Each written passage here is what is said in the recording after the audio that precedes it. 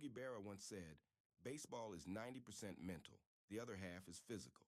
The Pitcher's Dad podcast, hosted by Joe Lorenzini, has the mental half covered. His kids take care of the rest. And now, without further ado...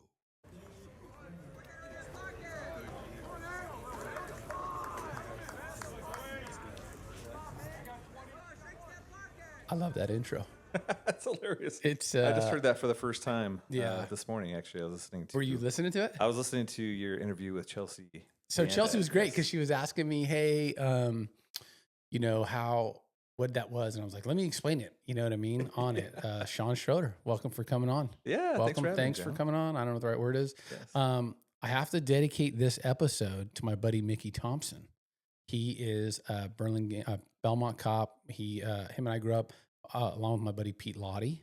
They have 2 daughters going through softball right now. So it's fun to see them in that 10, 12, 14U range. And they're starting to live all the stuff that we live. So is it fun? That's a great question. That's a great question.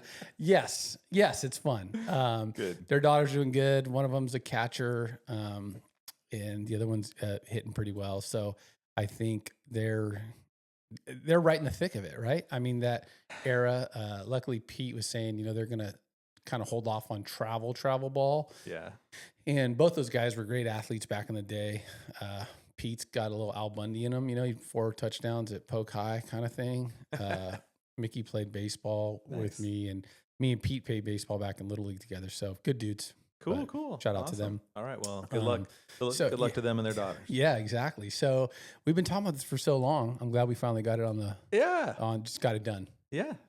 So now Bell, your daughter, I used to call her my favorite daughter-in-law, you know, but then now that like Joey actually, you know, now I have to explain that. Right. So, she's great and she's at Santa Clara. How's that going? It's going great. Yeah. So far, so good. She just finished her fall season, or is finishing it this week. Actually. Okay. No, not a lot of softball going on right now. They do this thing at the end of the season called Red and White Week, where they divide the team up into two teams, and they do all these different competitions. Nice. So things like there's a cool one they did the other day. Well, they did tug of war. So like team building. Yeah, team building stuff. And they did this one with the stationary bikes with that blow all the wind. And they yeah. put a foam roller in between the two, and they had to basically push it to the other side. And it was really fun to watch, but it looked really hard. And Avery Siva is on Bell's team. Yep. And she got the honor of being the peddler for her team. Funny. And it's pretty funny. She did it 30 seconds and flopped down on the floor and was just laying there. There's a picture of her on Instagram. It's very, very funny. That's awesome. Avery Siva is like she was the first pitcher that we saw in high school that Savannah had like little to no success against. And I remember it was her freshman year. And then she's going to Santa Clara. And we were playing at the time with Sydney Barker, who's going to Oklahoma, you know? And Sid did good against Avery, but Avery got Sid too. You know what I mean? It was like, yes, you could tell that they were on the same team, you know, whatever. And it was just, it was my first inclination into this whole recruiting thing. I was like, man, she's so good. You know, why didn't she go somewhere bigger, better, whatever the right terminology is? Right. Then you start to realize like, well, damn, man, Santa Clara's pretty good school, you know, and like, they're not going to play for a living, you know what I mean? Or most likely at some point you're going to find something to do. You want to stay close to home. You want a private school. You want a big school. You want football. You don't care about football. And then Bell going there was like another example of like district champion, right? Like our stud pitcher to do all this stuff and understanding her journey because we're on the same team. And it's like, I think if I could go back in time and like my buddy Pete and Mickey, you know, just like, hey, do yourself a favor. Just keep a broad horizon. You know what I mean? Yeah. And understand that the goal, and both those guys played in college. So I think they have a better understanding than I did since I didn't. But like, you know, you just have these visions of grandeur and you think like, well, my kid's so good, they're going to have to go to this thing, you know? And, having signing day yesterday was pretty cool. Savannah's coach was calling. Congratulations. Thanks, man. Thanks. Amazing. It was just a cool, it was, this year's was different, right? Where Joey's was one way and Savannah's other. And it's like, they're going to 2 different programs that equally want to win, but just do things differently. And nobody's right or wrong. It's just different, you know? Yeah, for sure. Yeah, I mean, it's interesting, when you're in 8 or 10U or whatever, and your daughter is competing and doing, competing, Yeah. right? It's easy when you're watching the College World Series to be like, oh, you don't want my daughter to go Yeah. UCLA or Yes. Tennessee or Florida or wherever, it's always super exciting. But once you get further down the road, you realize like how many different directions you can go. Yes. And for Elbel, her academics were important to her, more so than the softball. But she still wanted to compete at the highest level that she was capable of competing at. For sure. And so, yeah, it turned out to be a great choice for her. But it's really interesting because it's like you look at the perspective, like or prospective schools that you might go to, and you go, okay, well, here are the schools I want to go to. Yeah. Right. Here's the schools that I'm, or the conferences that maybe I can compete in. Yes. Then there's well, do they like me? Do they have a role for me? Right. There's just all these variables all down the line. And then do they have the major? Can I, there's just so many variables there you have to look at and that you're not even aware of when you're in 10, 12, 13 years. You're just looking at like, hey, that looks like a lot of fun. That'd be awesome. Well, even freshman year, like when I think back to the first time Sav faced Avery, right? It was like, we didn't, I think she kind of knew what she wanted, and she's like, oh, I'm going to go to Stanford, and I'm going to do this thing. And then you realize like, well, you can't take biology if you go to this school, or you can't take engineering because that's not how it works. Yep. And, you're good enough to go to UCLA. Oh, but by the way, you're not going to get a degree there that most likely. Maybe there's some outliers here and there, but that was kind of the way. And for you, I guess give people a background because you got a pretty big family, an awesome family, but a big family, and you're going to get to live it kind of over again a little bit, right? Yeah, maybe we'll see. We'll see. Yeah. Well, you're for sure going to get to raise Carson and see how that works and what he wants to do and navigate that. So we're on phase 2 of our little family with our older kids. Yes. Got one in high school, doing basketball.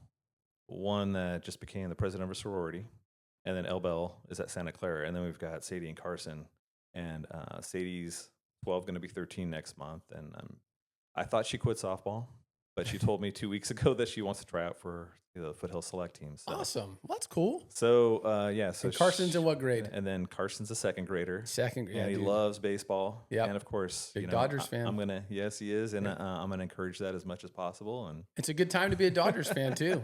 And it's baseball's fun, And your other son that plays hoops, what grade is he? Is he a senior? He's a junior. Yeah. And how's that going?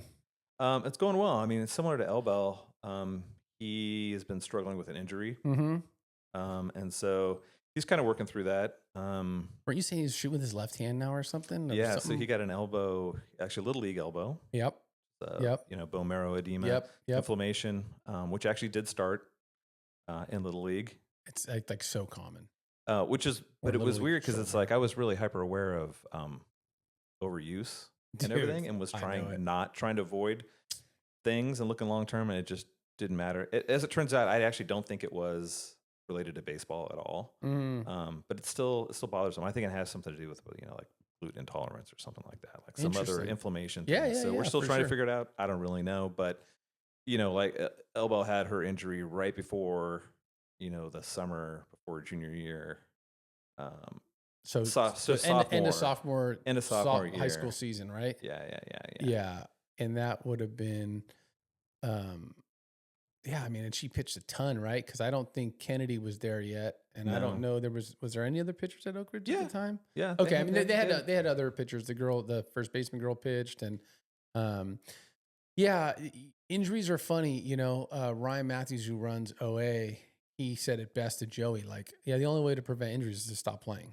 You know what I mean? And he pitches at the highest level, pitched in major league, stuff like that. Yeah. And I think when you're saying like, oh, hyper vigilant, like, dude, we were very hyper vigilant of that, and Joey still got hurt. You know what I mean? And so people go, oh, well, overuse, this and that. And to me, I think it was, I don't know if it's the right term, but like geometry. Like he would be moving in a way that his body couldn't absorb.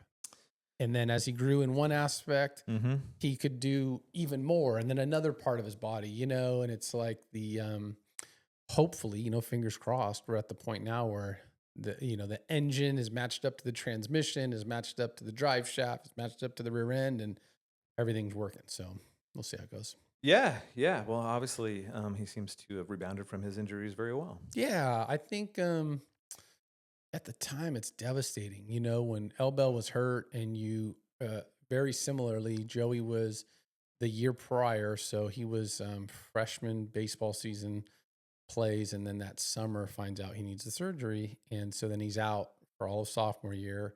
And then when he's coming back from that, he has the back thing, and that was around the same time Elbel was hurt. So then he missed that whole summer before the junior season. And you think, oh my God, this is so important. But I would tell parents that similarly to how we thought when we were in high school, not getting invited to that Friday night party was the biggest thing. Like, this too shall pass, and it'll work out.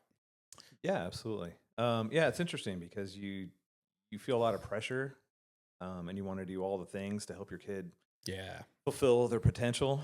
But yeah, sometimes it's just waiting it out and realizing that you actually have more time than you think you have. Have you thought about this yet? It's kind of started to hit me. I tried to be a tough dad. You know what I mean? I tried to be like not overbearing or not soft or not too tough. I tried to be that perfect balance.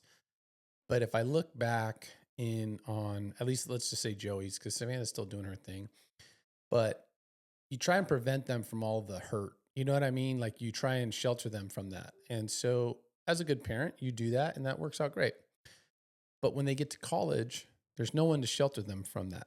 Like, you will get the honest answer. And so I think with his injury, that defeat and that hurt and that whatever, all those emotions that came, the feeling left out, the FOMO or whatever. Yeah, absolutely. It's helped him to really appreciate the basic stuff of, hey man, just being healthy and just being on campus and just being there and getting to, there's no doubt about it. He still wants to participate and win and beat you. But I wonder if he does have another level of appreciation and just gratitude.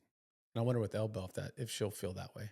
Yeah, I think anyone that gets, sick or injured, whether you're an athlete or not, I think, especially when you get older in age like I am. Yeah. You really do appreciate her. You realize, like, richness is not necessarily money, but being able to actually go out and do stuff. Yeah. And do things that, enrich your life. Yeah. I feel like, the injury just like sidelines them, and it's their whole identity, and then it delays. And we've seen it. We kind of talked about it a little bit before this started, but like, there was a time where Elbel's recruiting was like not meeting the expectation of what her abilities were.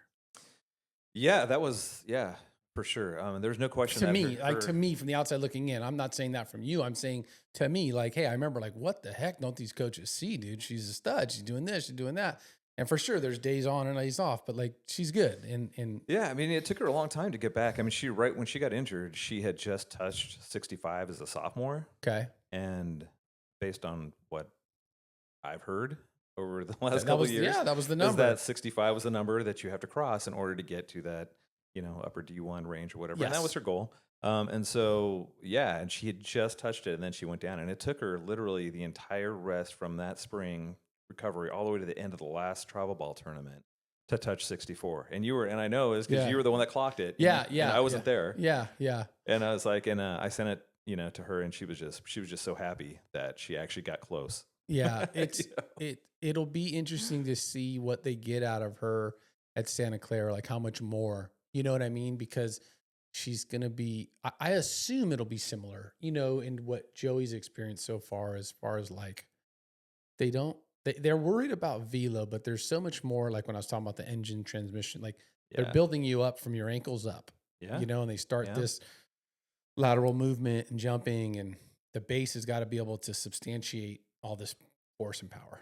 Right. And with Elbel's size and, I think she's got the two things that Joey has and Savannah too, like the size, but the confidence in their competition or in their competence or their competitiveness. You know what I mean? Like, I don't know that I've ever heard Elle Bell, and I know this for a fact because when she's gotten Savannah, you can just see on her face, like, that's right. That's what I was going to do. You know what I'm saying? And it's like it's this similar, like, there's no fear. Like, I'm not pitching to you, like I may have some inside, like, okay, this is good, bad or whatever, but you believe in yourself. And I think with Elle Bell, that's how I felt. Like, she always believed in herself, and with being as tall as she is, like, she's going to kill it, I think. Yeah, we'll see. I don't know. So far, so good. She just pitched a ton. This fall, because they kind of trying to spread out the innings and everything, which is great, which is what they should do, right? Yeah. But the times that she did go out there, she did well. And so, she's feeling confident right now. I think one thing that's interesting is that she went in with a certain approach to training that was, fairly rigorous. I mean, she works hard, and they actually slowed her down and put her on a pitch count, very, very small pitch count, and like slowly been working it up over the season. But for her, I think it caused a lot of anxiety because she's not used to working that little. Almost like, hey, go sit on your hands for a little bit. And she's like, wait, what? Yeah. Yeah. Well, and having to execute what she needed to get done in, say, 35 pitches. Oh, I see. Right. So that was her bullpen. Like, you're only allowed to throw 35. So you got to make sure you more quality, less quantity kind of thing. Exactly. Okay. Exactly. So that was a little bit of an adjustment for her to make. But, I think it's worked out very, very well for her. She's gotten stronger. I mean, she's obviously working out and conditioning, and they do a lot of stuff, which she was already doing before. But I think she may be doing even like a little bit more now. But what was interesting is that she was worried. I think when she left to go to school, she was sitting at around 64, 65 after, being out of travel ball and everything, whatever, for a couple months. So she was a little concerned that it's like, oh gosh, how am I going to get up to where I know that what I'm capable of? From a velocity standpoint. And sure enough, she hit 68 twice in game against Stanford. Oh, really? Yeah. That's awesome. And she was like, I don't think you and I talked about that. That's amazing. Yeah. So it was like, well, I guess it's working. And like, it's not, oh yeah, that's Lulu. She likes to, she's a lover. Yeah. Plus it's like, oh dude, hey, by the way, like, that's at Stanford. That's not me, the dad. You know what I mean? Like, that's not me, game changing, right? Like, that's her stat for there. And, that's awesome, dude. That's amazing. Yeah. So I think cool. That will be fun. Those are, did you guys get to go to those games? Oh, we did. Yeah. We went down there. Yeah, it was fun. I mean, it's really interesting. The college experience is really cool, and also a whole lot like travel ball. You mean like all the new parents, or yeah? What, I mean, it's just like you're still. You think it's going to be like, oh, I didn't really have any expectations, so was it? But then you realize, like, hey, we're just all travel ball. We're all travel ball parents now on the same team, hanging out, doing the same thing we've been doing for the last several years. The thing I found so far with Joey's experience is that I think I have met way more cooler parents on our travel ball teams. But, there are some that are just, you feel this vibe from, or they're uber competitive, or they're like, you feel this jealousy thing or whatever, right? And I was talking to one of the other pitcher freshman's dad, and I said, I just look forward to being around parents that, like, we're all of the same mindset, because our kids are here now. Yeah. So there's no, like, you can kind of what if and this and that, but what you're getting is what they are. You know what I mean? Like, there's not like, well, this kid's really good friends with the coach's dad, or this kid's the coach's kid, or this kid's been in the program for 10 years and we just started. Like, there's none of this stuff. Totally. I mean, it's actually, that's one of the things I really like about it. Is like, it's somewhat liberating, right? It's all kind of level playing field, and the coach is going to do all kind of level playing field. What the coach is going to do, what the coach is going to do. And, it's unlikely that anyone's going to influence that. So it's like, either go out and earn it, and it makes sense for the team, or it doesn't. I mean, it's and you don't have to believe what the coach believes. Like, maybe the coach doesn't like our kid, and then they have to go play for someone that does like them. Yeah. You know what I'm saying? But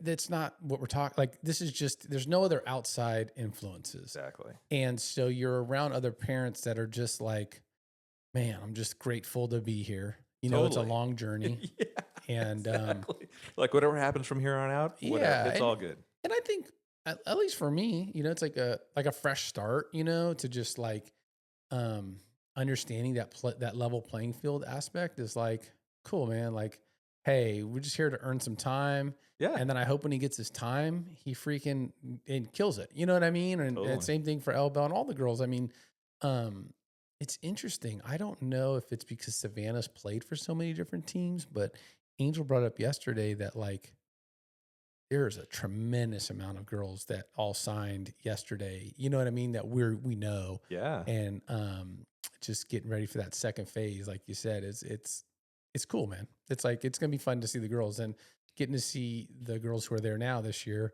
It'll be awesome.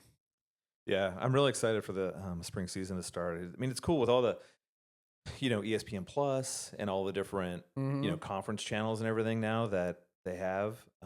There's so many of the girls that we've, you know, coached or been on teams with like over the years, and being able to just flick on the TV while you're hanging out, working during the day or whatever, and go like, oh, hey. I know that person. Yeah, I coached that girl in AU All-Stars. Dude, I think that's the highlight of my life right now. Yeah, is that awesome. All of this stuff. One of Joey's buddies that he used to play basketball with, he's at Sac State, and getting to watch his games on TV. Yeah. And he's getting to play as a freshman. Amazing. Last year, getting to watch a couple kids who are playing baseball. It's just like, oh, I mean, now we're getting to that level. You know what I mean? And it's pretty awesome. Yeah, it is awesome. I mean, I usually spend a lot of time watching softball while I'm working during the spring anyways, but it's going to add this whole new dimension, you know, where you get to go like seek out the games I don't want to see because I want to see that girl play or this girl play or whatever. It's really I wonder if we'll take it less seriously. Like, I don't know if let me know if this sounds true. A lot of times I was watching the games kind of trying to measure up where my kids stood, whether it be softball or baseball.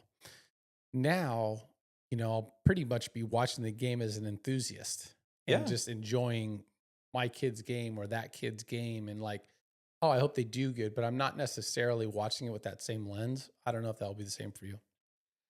I don't know. I mean, we'll see. So far, it's been great. Yeah. Just be a fan.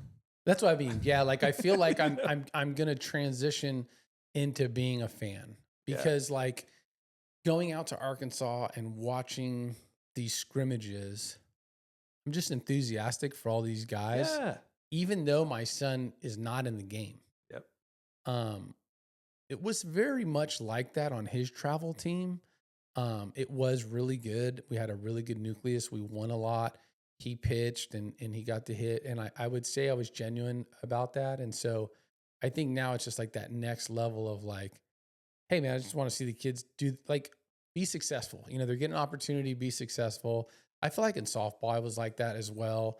You know, we recently had a conversation with our team where we're going to beat up on this team. And I said to some of the other dads, I'm like, man, I hope some of these other girls get to get in there, you know? And they were laughing like, well, yeah, but as long as we put up, you know, whatever amount of runs. And I'm like, yeah, but like also just, it's a Sunday and some of these kids haven't been in yet. Yeah. And I know what that's like to be there on a Sunday and not be in. It's a really shitty feeling, regardless of if you're winning or not. You know what I'm saying?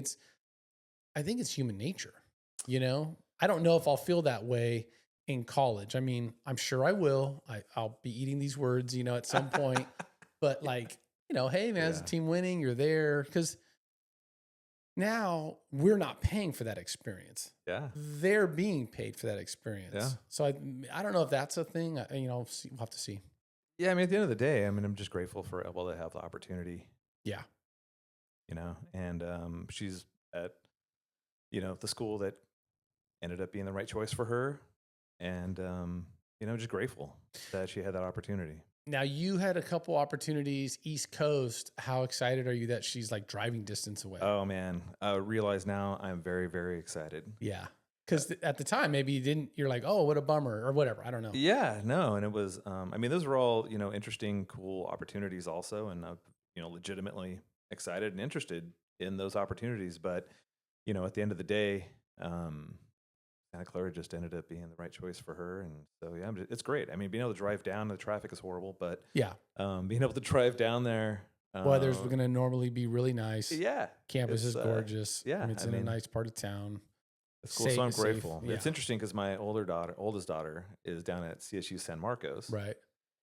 And at the time, that seemed like, oh, that's really close. That's like an hour flight, no big deal or whatever. And you're thinking like, oh, this is going to be great. I mean, it feels local. Yeah. Right. Yeah. Getting to SoCal is not a big deal.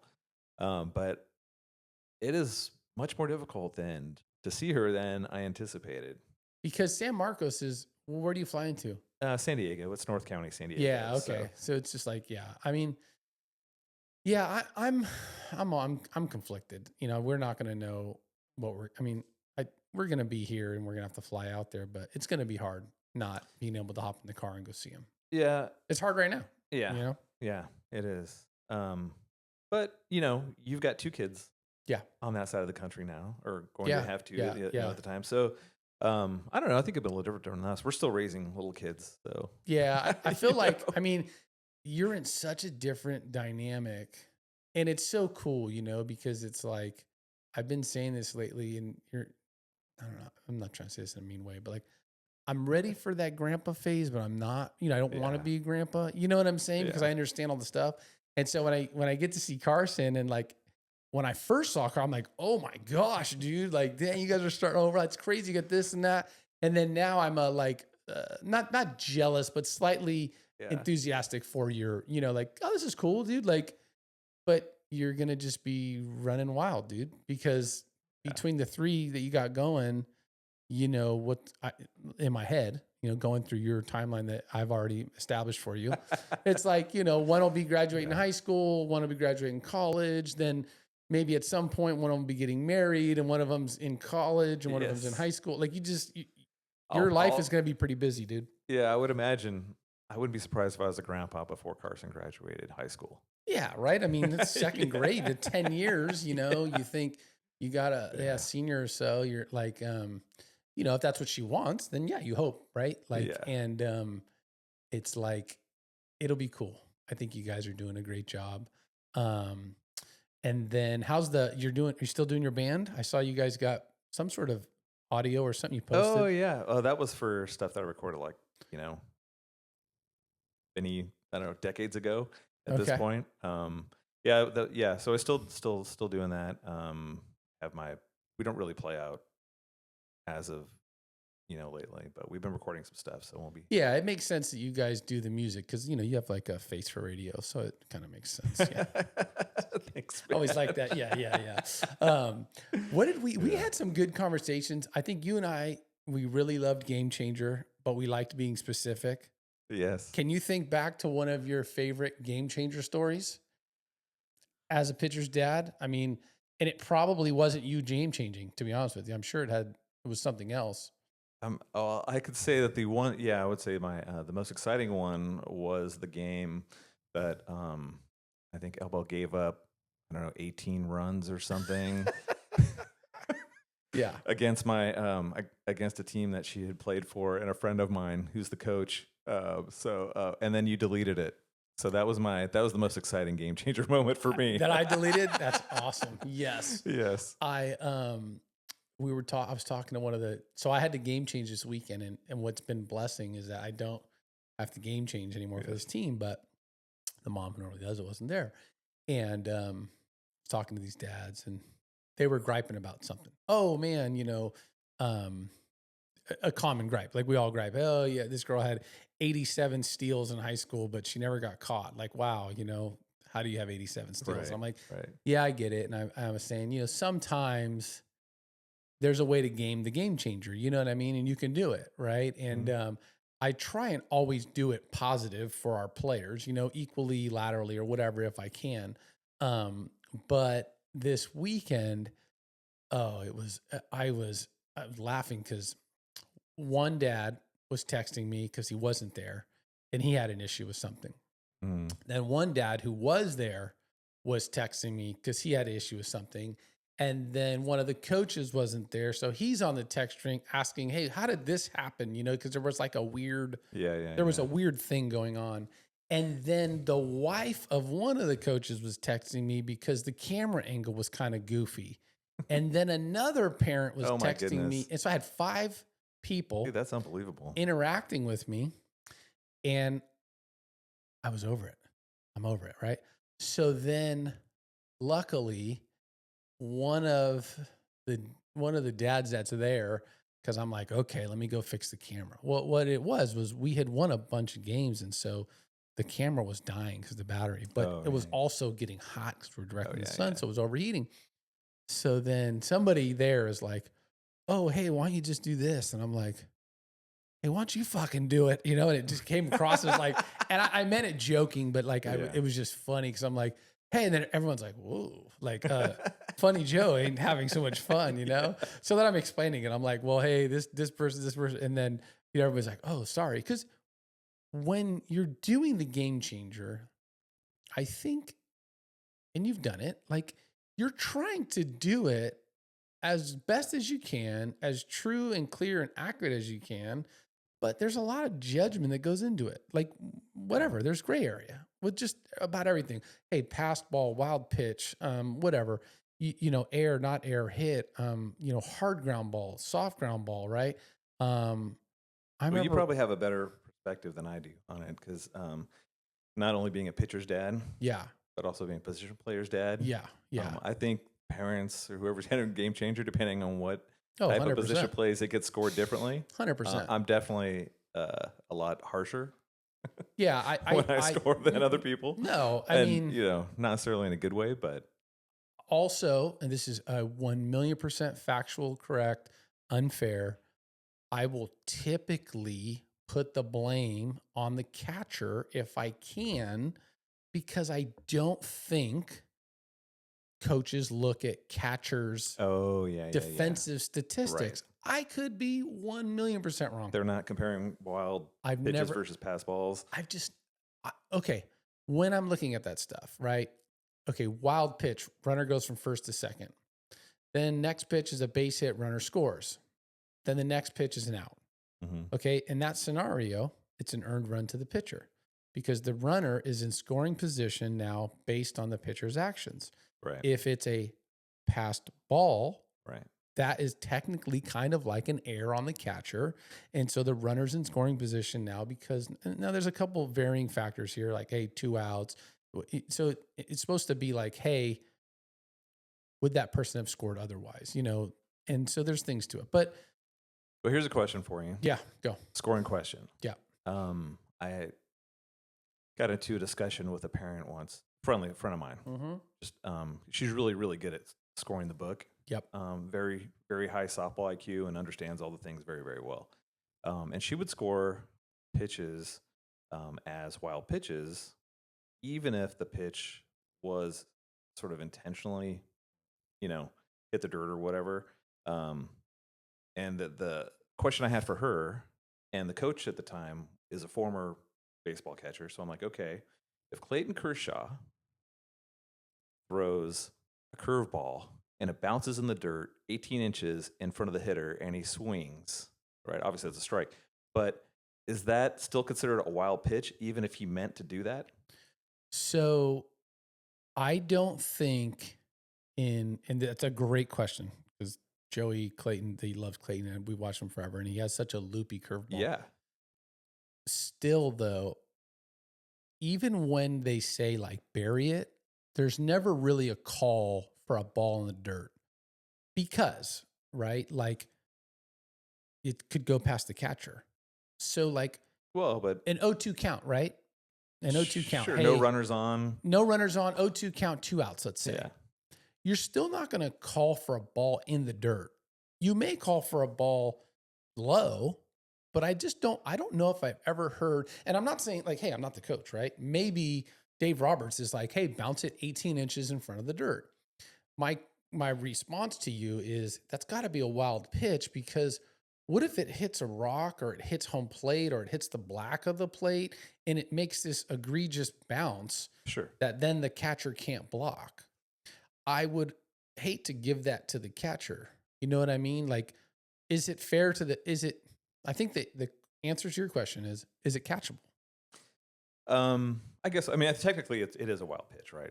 I'm not arguing No, whether it's a wild I- pitch or not, but when you look at a pitcher like Clayton Kershaw, who has that nasty curveball that is so loopy like that does often bounce in the dirt, and he knows that there's a good likelihood of that doing it, and the catcher knows that there's a good likelihood of that happening when he calls the pitch. Well, I give you one better. The pitch is a curveball low, and the catcher tries to backhand it instead of sliding over and blocking it. Oh, yeah. Now all of a sudden you're like, well, did you even do what you were supposed to do to keep it in front of you? Yeah. You know, but to be a wild pitch or to be a passed ball, there has to be someone on base, right? Yeah. So the base is not loaded or, nobody on base and 2 outs. It kind of doesn't make sense. But we had it happen. I mean, do I have it happen all the time? The first person that ever brought it up was Cut Hill. Cut Hill's great guy. He was the dad. Jesse was the son. And we're at a tournament in January, like in hindsight, just nuts. We're playing in this nothing tournament, but we all freaking wanted to be there, Golden Spikes. And I remember we were kind of new to the team, and it was January, dude. And Jesse was lights out. He was just doing great. And Brian goes up to, I think my buddy Chad, who was scoring. And there was a runner at third. Maybe there was 2 outs. And there was a ball. It got past the catcher. And the catcher at the time, Jake Redding. Both these guys, by the way, are in Hawaii, still playing college baseball. That's how awesome. But catcher and the pitcher were our top guys. And the ball gets by and the runner scores. And I didn't know Game Changer to the extent I do now, because the boys are 7th grade, maybe 6th grade. I don't know. And Brian was so mad. He's like, hey, man, you made it a wild pitch, or something. And I don't even know if he remembers. Maybe he remembers this. Chad's like, yeah, so what? He's like, well, dude, that's an earned run. And I remember like, who gives a fuck? Who cares?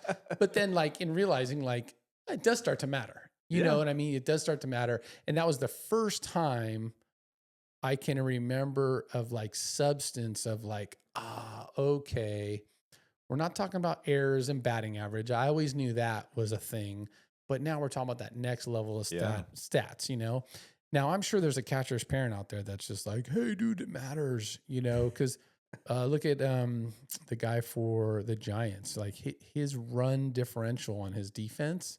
There's a way to rate that now. There's a metric. I don't know. Yeah. So it's pretty cool. And I think when you're scoring these things, so this weekend we had a new catcher, and very similar to the errors thing. New catchers, we have an arsenal of pitchers, and they're very, very good, top of their class, and they're great. And this girl was filling in to catch. I'm sure she's a great catcher. I don't know, but I'm sure she's a good catcher. Regardless, your first time catching these high ace throwing arms, and one girl's a rise ball, one girl's a drop ball, one girl's this and that. I mean, there's a lot of balls that touched her glove and would go the other direction.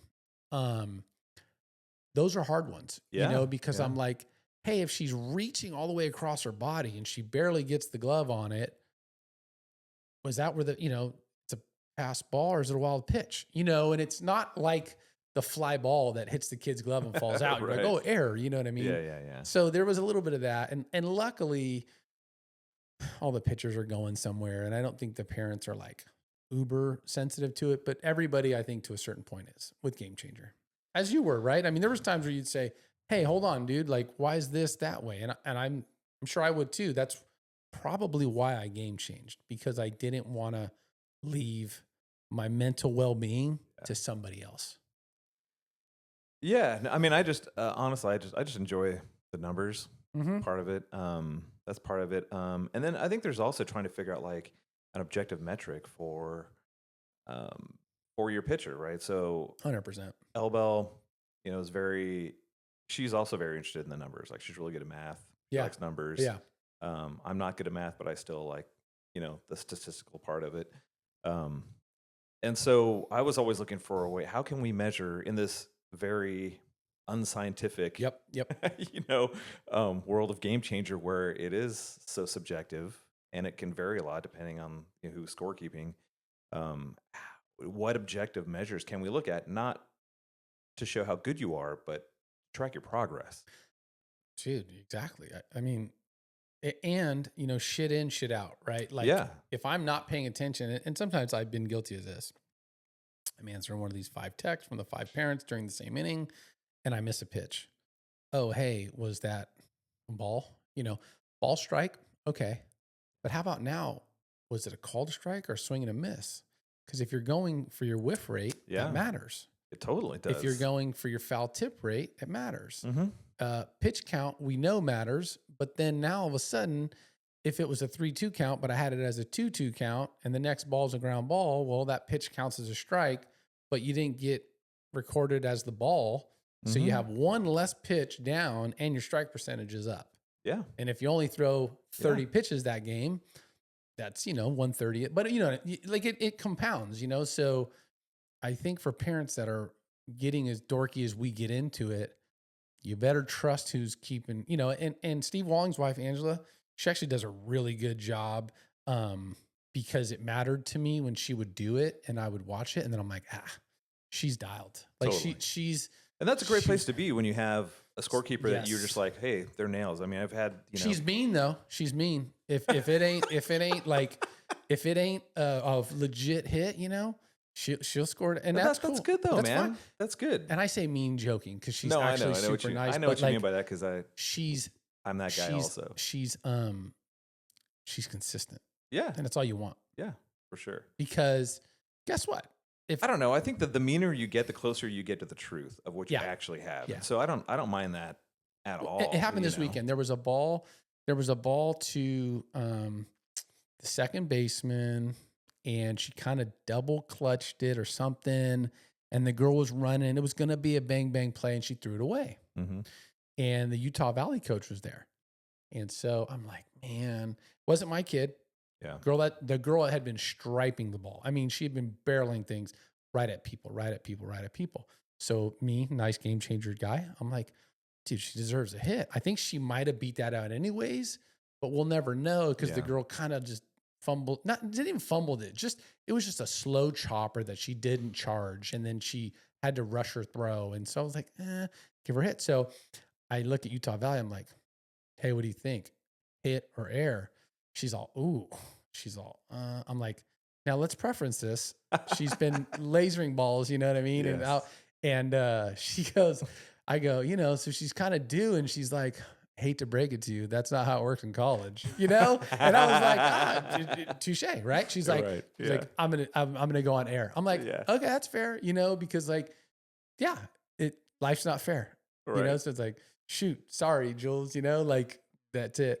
But here's the thing: is like I said, the meaner you are, the closer you get to the truth. So that that if you're looking at their BABIP or they're looking at these other metrics, even batting average, as fuzzy as that can be, that is legit. Yeah. Don't you want to know? I mean, as a player, as an investor in a player, I do. I think I don't need to, with my kid personally, my buddy Mike would always say this, like, I don't care about game changer. I need to see it with my eyes because, 3 line drives at the shortstop is better than 3 flares over the first baseman's head that fall into, fair territory. Yeah, of course. And I'm like, no, I totally get that. Right.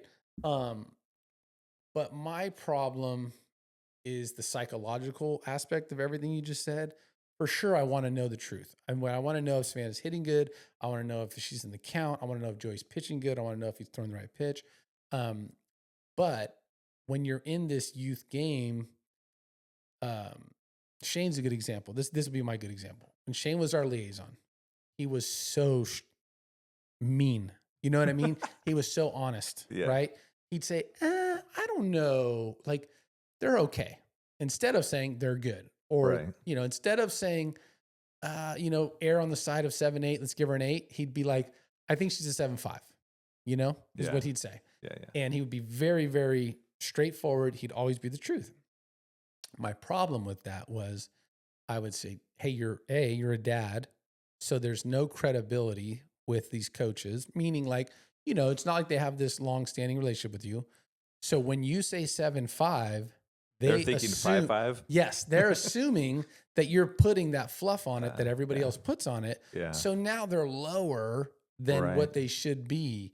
So if in Game Changer you're batting 300 because you're really batting 300, it might be like, hey, you're batting 200 and they just never come out to look at you, or they just never give you a second chance. Am I playing God? Do they even look? So I thought they didn't, and they do. They do. They do. Interesting. Yes. Okay. I did not know that. I just always assumed they did not, and that it was. I just looked at it as like, well, I guess I should say some developmental metrics. I should say some do. Okay. You can look on a player's profile and look at their contacts, and you can see certain coaches that follow them. We happen to have our college coach out at one of Savannah's games, and she was like, oh, nice. One of the other recruits who was playing in Georgia, she was following her game. So she knew, oh, hey, the ones you got a hit or whatever. Yeah. So now how much emphasis do they put on the statistics of it? I don't know. But they do look at it. In my specific circle in the last 2 weeks, because I was kind of shocked too. I'm like, they're in the middle of the season. Do they really care? You know what I mean? Like, for sure they come out and they're like vested when they're there. Right. But like, how much bandwidth do you have as a coach to be looking at the incoming players along with the players you currently have? I don't know. Yeah. It's, wow. I would not have guessed that. I wouldn't have guessed that either. And just happened to be, she was in a championship game. So maybe it was just like, maybe it's our coach is really vested in the girls, which she seems to be super cool.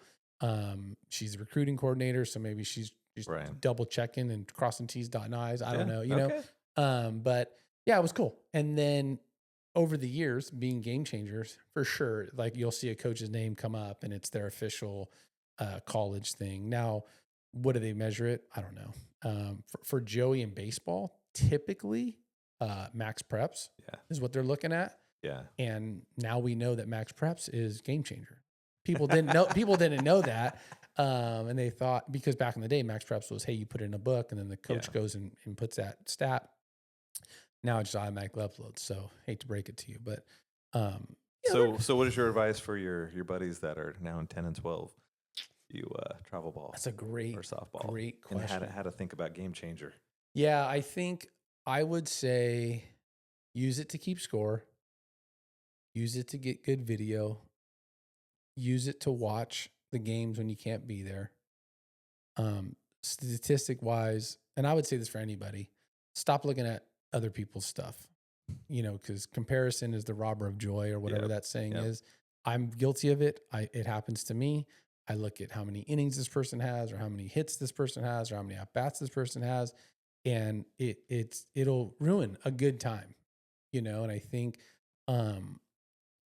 I'm now entering that phase of not enjoying the failures, but understanding that inside the failure is a new lesson and a better player and a better person, a better human. And that's what this is all about. That's the hard one. Yeah. Yeah. It's a good perspective. Yeah. When you say looking, I'm curious, when you say looking at other people's Game Changer data, could you even have access to that? Or are you talking about like Max Preps? Like, what are you talking about? So great call.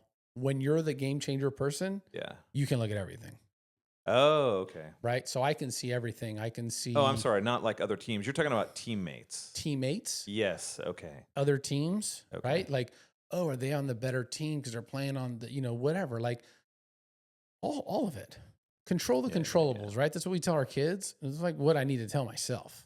I can't be out on the field fielding the ground ball. I can't be in the batter's box, swinging at the 0-2 pitch or whatever. Like one of Savannah's old coaches, he's awesome. And he's just like, he would always, and he's still coaching, his daughters are studs, and he would just always write it on a notepad during the game. So when I went to coach Firecrackers, I did that. Yeah. And it was the best thing. Yeah. Because it's like, if you're screaming, you're not coaching. And during the game is not the time to coach. It's at practice. Yeah, exactly. When someone's receptive and understanding and able. And so I think, you can pick up some good things from other people, but back to your original question, Game Changer is kind of like social media, man. If I'm just looking at your game changer and judging your game off of that, some of that's phony, Yeah. for good and for bad. Yeah. Right. You might be a little bit better, but for the most part, you're probably a little bit worse, Yeah. And I think that's what I would tell my buddies. Hey, use it. And what about from a development standpoint, if you're looking at helping your daughter or your player? So this is a good example. I had a childhood friend. He called me. They live north, and his daughter's entering what this podcast is all about, right? Hey, man, love it. Hey, I'm just curious about this, and this. And for him, because they're so remote, the conversation was finally about like, what are you doing for practice? Because if you don't have the ability as a dad to throw front toss or to catch or, if you're, whatever it is, you got to get out and practice. If you think like, hey, I'm going to go and we've done this, right? I mean, both kids have played on teams that have zero practice and you just show up and play. And they've played on teams where it's, hey, practice is 3 times a week and it's an hour away. Both of those calculations or whatever, both of those teams came with some big upside and some big downside. Right. There's a happy medium somewhere, like everything. And at a certain time, I think with like my buddy Pete, I was saying earlier, we're saying, hey, we're not going to travel. I think that's awesome. Yeah. You and I have talked about this, right? With Sadie doing it again, like, what's something you think you're going to do different if she goes back out to softball? Like, not different in a bad way, but what have you learned? I mean, I think it all depends on, what makes sense for your family at the end of the day. For us, I mean, I unwittingly got into travel softball. I unwittingly got into softball, period, on accident. And I unwittingly got into travel softball on accident. And so, and it's one of those things where it's kind of, once you get on and your kid is competing, it's hard to get off. Yeah. And kind of becomes their identity a little bit, and our identity too, but it can certainly. That was one thing that I think I learned through seeing some of the people that LBL came across, former softball players. It was really interesting because you could see that how softball became a part of their identity. And then if, down the road and further in their life, that's all that they really had. And there's, I'm thinking of, a couple of people in particular where, I don't know, they just don't seem that happy with where they're at, where they were, earlier in life, they were, they're top of the world. I mean, these are some of the best softball players on the planet, right? Yeah. And then there's other ones that I think Jenny Topping is actually a great example of this, where because she explicitly talked about this in a kind of a consulting thing with one of LBL's teams. USA Olympic catcher. Now she's at Oregon State, I think, right? I don't know what she's doing. Yeah, she's a coach at Oregon State. But it was really cool. She catching coach, right? Yeah, had great talk with the girls. But one of the things that she talked about was allowing, being a softball player become your identity and how much that kind of cuts you off from all these other opportunities in life. And so she was cool. I liked talking to her when I used to coach at Firecrackers. Yeah. I mean, she was great. And so that was, fortunately that happened early on in LBL's travel softball career. So that kind of stuck in my head and I was like, oh, that's interesting. And then you kind of you start seeing it, down the road as you come across these different, very accomplished softball players. And out of me personally, that's what I'm looking at. I'm like, so what are they doing now? How happy do they seem? What is their, what are they doing? And is this what I want for my daughter? And so when I think about, doing travel ball for Sadie, I've held her back intentionally because one, I was up to my ears in travel softball with LBL, just trying to get her to the finish line, right? Dude, I get it. And financially and the time commitment, and the opportunity cost that comes along with that is pretty massive, right? And because we do have younger kids. Yeah. Oh, by the way, you got invited to this camp. It's tomorrow, and it's only $3,000 away. It's like, exactly. Well, if you don't do it, you're not a good dad. You get this like, oh, well, let's spend the money. Yeah. And then you get back home, you're like, that was the worst $3,000 investment I ever made. Right. But I had a good time with my daughter or my son or whatever. Yeah. No, and then that is one of the upsides too. Is there, you do those great quality times, and I've had them both with Sadie and with elbow in terms of softball. I had them with my son with baseball and, and basketball and stuff. So there's lots of upside there too. But I guess what I'm saying is that it's just kind of decide what's right for your family. And for us, I wasn't ready to get back on the travel softball train. I came very, very, very close and almost started a team again. And that's what we were talking about. Yeah, you're like, yeah, so close. Teams and effort, like what you do. And then I laid awake one night for many, many hours and like, what am I doing, man?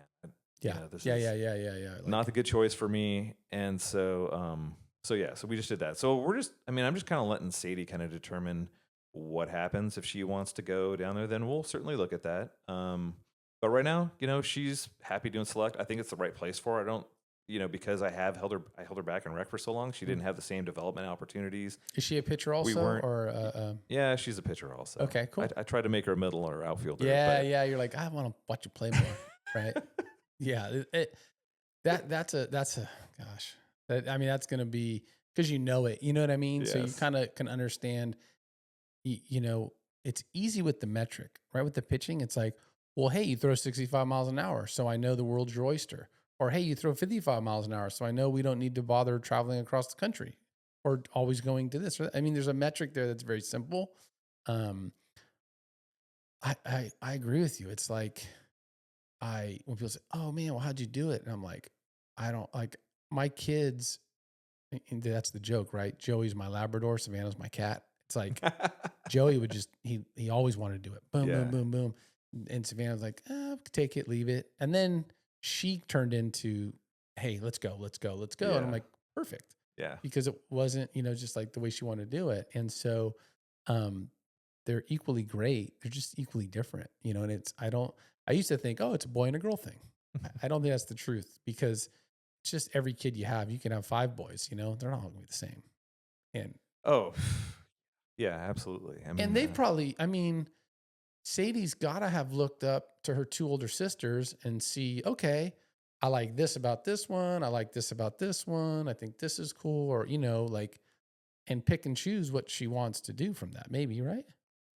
Oh yeah, no question. And I think obviously the reason she that wants to pitch is probably because of elbow. Yeah. It's not because I've encouraged her to. Right. She's thinking like, oh, that looks fun. You know what I mean?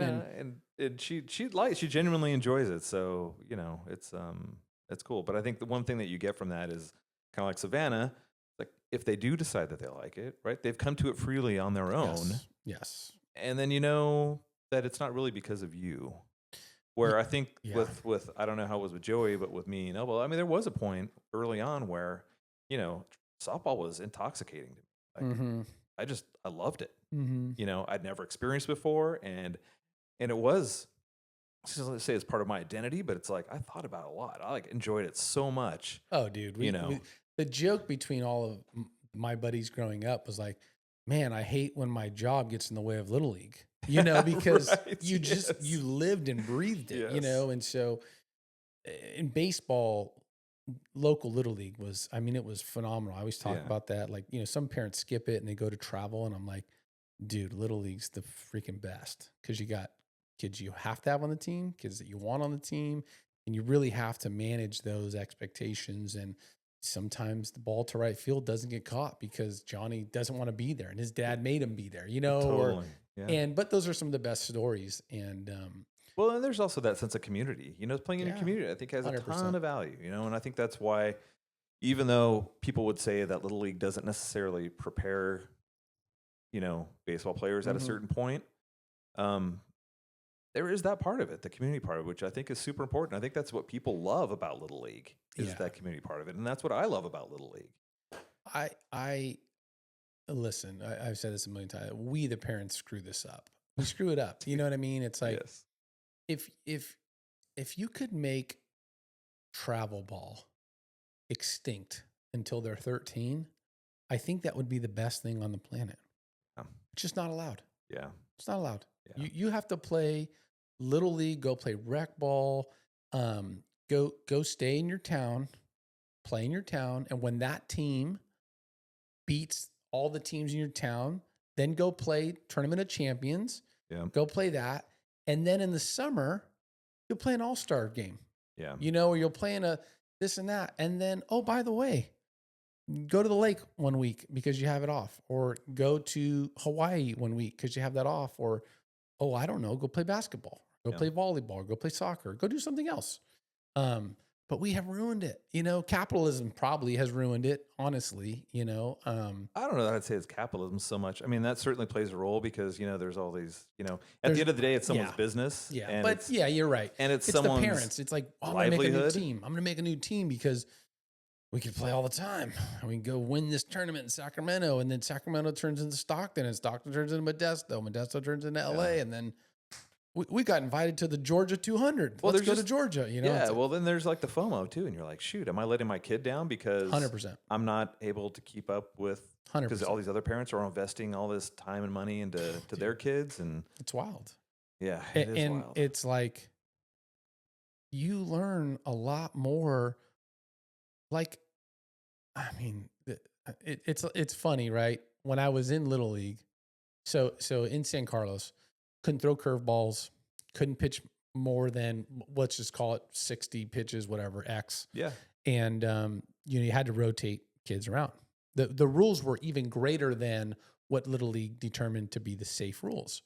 Well, when we came here to Rockland for Joey's 12-year-old year, you could throw any pitch you wanted. And then you could pitch Y amount of pitches. There was still a pitch count, but it was greater than. Oh, okay. So in San Carlos, it was very, very rare.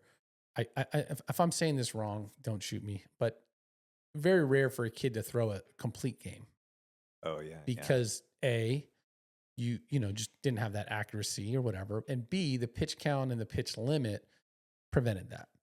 Well, what that did is it made you have to develop other kids. And it made you have to have other kids come in, and you had to have a different theme and a different scheme. So when we came to Rockland, it was not commonplace, but the best kids pitched a complete game. Wow. They pitch a no-hitter. You know what I mean? They pitch a this and that. So now maybe our 12-year-olds, because when we were here, we were 12, were just that much greater than all the other 12-year-olds I saw before. But I know that's not true. Joey played with some stud kids growing up at San Carlos. It just was, the rules are different. So the game outcomes are different. And then. And was that Little League or was that Pony? That was Little League. Okay. So then in that same fashion, my buddy Brian Bentley, who was on, his son Chase, who got drafted by the Brewers this year, was one of Joey's good buddies. And so he was the man up here for Little League, and their team would win. And their 12-year-old year, they went pretty far. But the point I'm making is that in San Carlos, we would effectively kind of lose. Maybe we just weren't good enough. I don't know. But our players would get into the district tournament and have to see curveballs, have to see a kid throw more pitches, so there was like these kind of things that we put on the kids that then were a detriment when they'd have to play another thing. But in hindsight, it was totally fine, and I think those are some of my best memories. And I wish softball, I know they do have Little League softball. I wish it was more invested in or more by us parents. I wish we cared more about it, because that sense of community, the girls are playing, they're having a good time, the pink ponies and the lightning, the white lightning or unicorns or whatever the heck, they were. But those are some fun times. I think that's kind of what I would tell, my grandkids. Hey, let's do this. Yeah, absolutely. And let's worry less about, and it's so easy because you're just like, once you've done it, it's easy to be like, hey, don't worry about the results as much. Enjoy the ride, blah, blah, blah. It's like, shut up. I've spent all this time.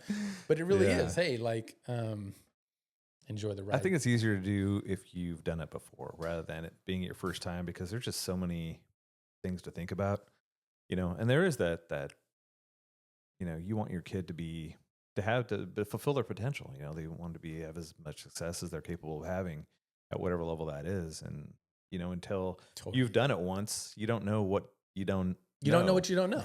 Yeah, no, I mean, it's like, and equally so, on the flip of that, I've seen, or at least it feels that way, guys who played like all three sports throughout high school and had fun and did stuff. And now those guys are a little bit behind the 8 ball in college, because they're not used to the dedicated 8-hour day, 6-hour day baseball thing, Right. Yeah. So there's a fine line in there somewhere about understanding. One of the kids got interviewed. He's a young man. He's in the big leagues. Hey, we're good. And he was saying like, hey, I always thought I wanted to get to the big leagues. Yeah. And now that I've been there for a couple of years, it's like, man, it really is a job. I'm glad he went to college by happenstance, and he was looking back on it and just like, it was pretty fun, because going to class and enjoying it and stuff like that. So, hopefully there's a way, if you're Shohei, right? Yeah. If you're the one in a gazillion, great, and you could do it both, go for it. But just understand who you are and understand what your goal is. Totally. My buddy came up yesterday. I hadn't seen him in a while, and one of Joey's best friend. It was Joey's best friend growing up, And so now he had a late growth spurt, and he's playing hoops at junior college. And they were talking about, hey, gray shirting. Do you know what gray shirting is? I'm not familiar with that, no. So it's like, I think it's a junior college thing, but essentially red shirting is where you're on the team, you get 1 year of red shirting, and then you still have 4 years eligibility.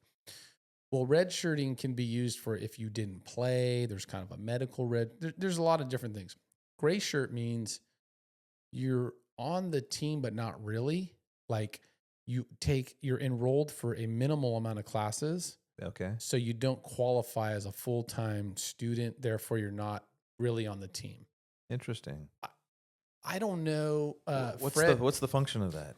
Well, what Fred was telling me that he liked about it was that his son last year was injured a little bit, didn't play a lot, and effectively wasted his redshirt year when he could have just gray shirted. Oh, okay. So if you're trying to prolong your college career, gives you more flexibility. Yeah. Now, my buddy was like, what are we doing here? Like you're not going to the NBA, dude. So what is it? Like your 4 years eligibility. Yeah. And so he was saying like, hey, I just want a plan. Like, just give me a plan. Like, what is it you're trying to do? Because I get it. Now he's 6'4" and he's doing good. And so like, well, what's the plan? Right. And like, where are you trying to go to school? Because if you're just trying to go to school and play on the club team, because he's a good athlete too. And so he understands like, you're not going to the NBA. Yeah. So like, even if you do as good as you possibly can, maybe even the school you could go to play basketball, you wouldn't even want to go to that school. So like, why wasting time? I said, I don't know, like if you can afford it, because that's a big thing too, right? For sure. Yeah. If you can afford for your kids to keep playing, I think I'm all for it, but it has to come with some sort of criteria.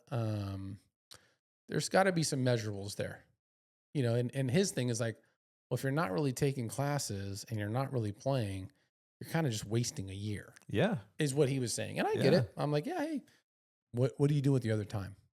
I think it's a fair question. Yeah, no. And I think that's the thing, right? It's like, hey, what's the end goal here? Well, my end goal is to get a degree, or my end goal is to get this. One of the dads for softball, he brought up a great point. I didn't think about this because we were looking at the scholarships yesterday. For whatever reason, there's like a 5th year in there on the packages, like it seemed to be fairly commonplace. If you looked, it listed, 26 to 27, 2026 and 2027. But then it went 27, 28, 28, 29, 29, 30. And then there was a 30 to 31. And so it's kind of interesting. He was saying that one of the girls got offered an early, hey, we want you to come out early. So we want you to graduate in December, come to college in January. Interesting. And then play for us this spring. Really? And so we were kind of weighing all that out. And I thought, man, so it's very common in football, but that's because the season's over. Yeah. So you play your senior year of football, you graduate in December, then you go down and you do essentially the off-season training and eating and all that. Yeah. Yeah. For softball or even for baseball, this guy that I was talking about that was in the interview, he actually did that. He went to Arkansas, played as a freshman, skipped the draft because he went to school. And I was like, whoa, like that's insane. I didn't even know baseball guys do that, but some do. So in softball, apparently this is becoming a question to some players. Hey, do you want to come out early? And he was saying like, well, what are you offering me for it? Like how about a year of grad school? Yeah. You know what I mean? And I'm Yeah. like, I guess now everything's on the board, Interesting. but grad school doesn't mean you're going to get into it. Yeah. I saw that a lot with the Stanford guys. They'd be there in the baseball team and then they got an extra year from COVID and stuff. So they graduated before they were out of sports eligibility.